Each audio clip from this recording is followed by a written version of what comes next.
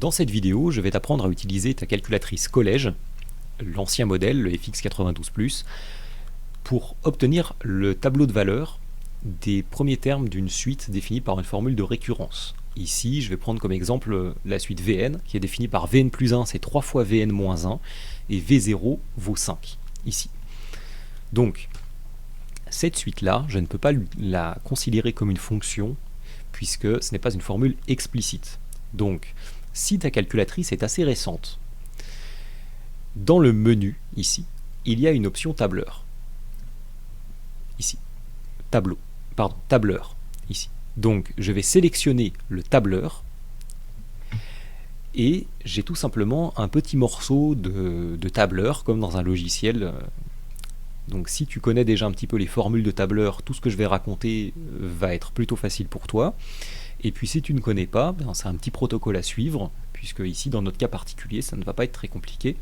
Donc je vais choisir une colonne dans laquelle je vais rentrer les valeurs de n, donc mes indices qui vont varier, c'est les nombres entiers naturels, donc 0 pour démarrer.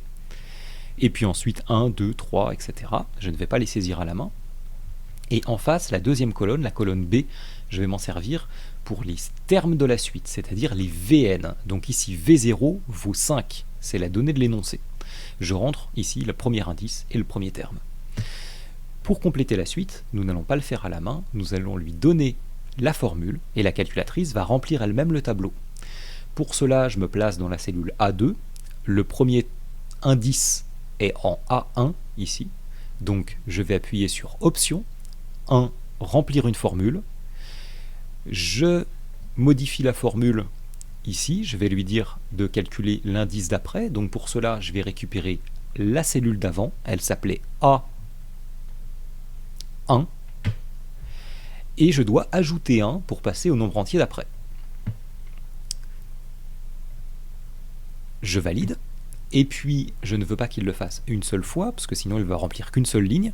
Je vais modifier la plage, et cette formule-là, il va l'appliquer sur la plage A2 jusqu'à, alors je vais lui donner la fin, je vais lui dire d'aller jusqu'à A10, et donc il va me calculer tous les indices jusqu'à 9. Je valide, et la calculatrice complète elle-même le tableau, ici, de proche en proche. Donc si je regarde ici mes formules de tableur, je vois que mon A1 c'est le 0 que j'avais saisi, le A2 c'est A1 plus 1, A3, A2 plus 1, bref, la calculatrice a appliqué la formule de proche en proche.